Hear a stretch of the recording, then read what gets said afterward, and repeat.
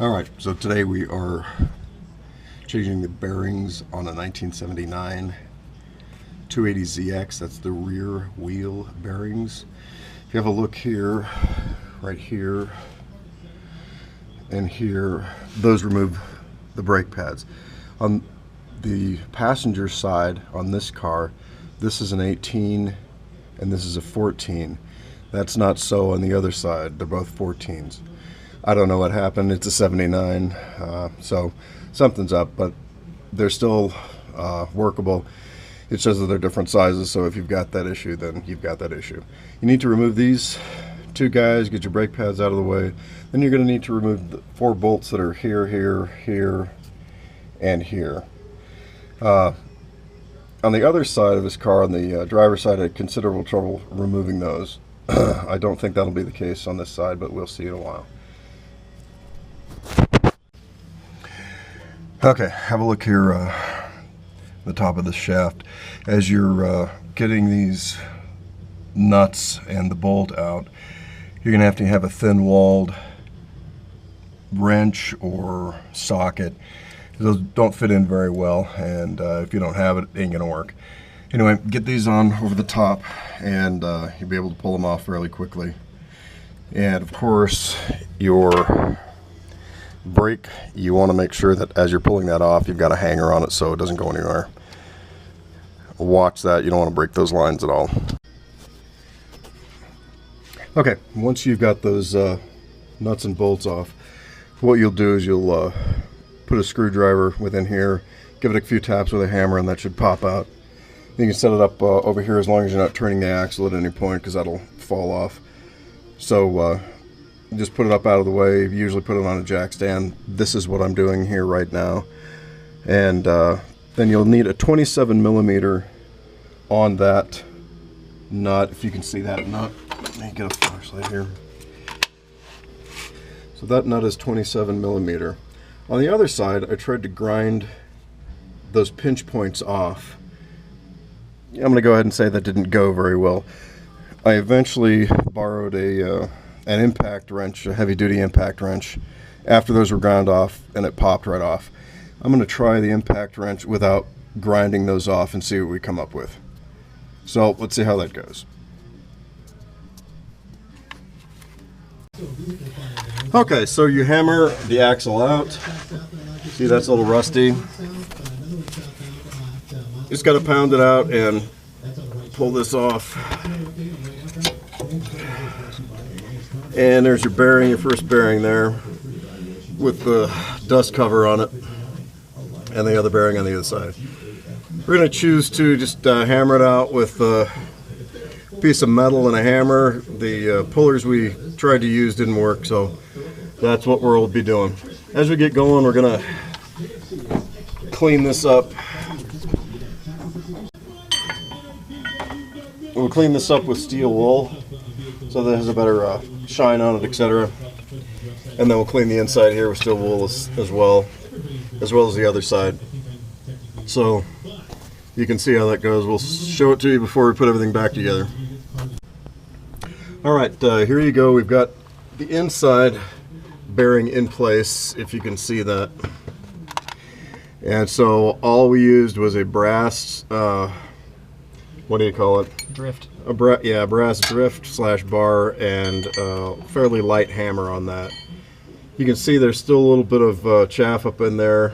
Cleaned it out the best I could with some steel wool, and then wiped it out very well with a rag.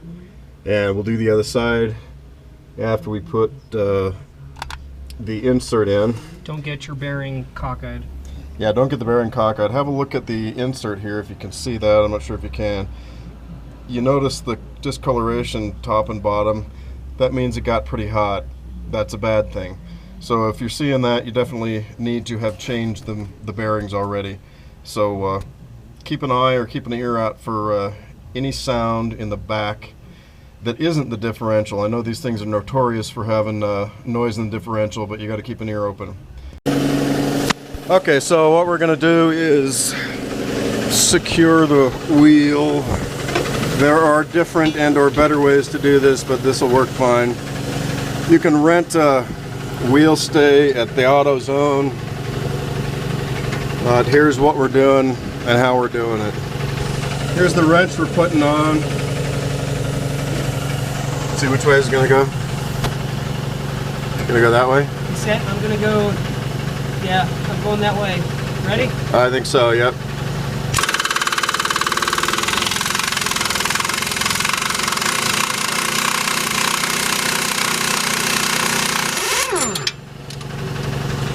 All right, so what you need to note on that is that, that's pretty warm by the way, Yeah, is that the pinch points aren't there, or on there. We didn't do anything. We just put the little hammer there on it, pulled it right off. You saw how quick that went. I recommend that highly. The other way, trying to grind it off, is no fun. Borrow this, rent it, whatever you have to do. We'll do the rest of it in a while. Okay, before you get your nut on there, you want to make sure your washer is on first. You can see that up in there. Make sure everything's back to where it's supposed to be and seated. And then get your torque wrench on there. And the manuals, so I have two different manuals. The manuals that I have both say it's between 185 and 235 as far as the torque pressure goes. Instead of giving you an actual torque, it just gives you a range, so you'll have to deal with that. All right, here we go.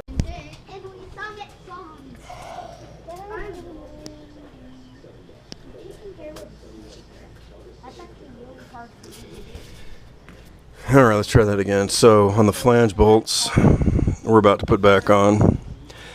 Looks like we're supposed to do for the 79. We're going to do 23 to 31 foot-pounds on that. The turbos are different. Newer models are different. Not by a whole lot, but they're different. They're still in the same range. So if you're within the mid-range on any of them, it looks like it's about the same except for the turbo maybe. Anyway, we'll get that done here and move along. You're really cute and you're cute. And I'm not telling you that snail, but we killed a box for you. And we saved your life. Like a good tried to kill a spider. We tried to kill him.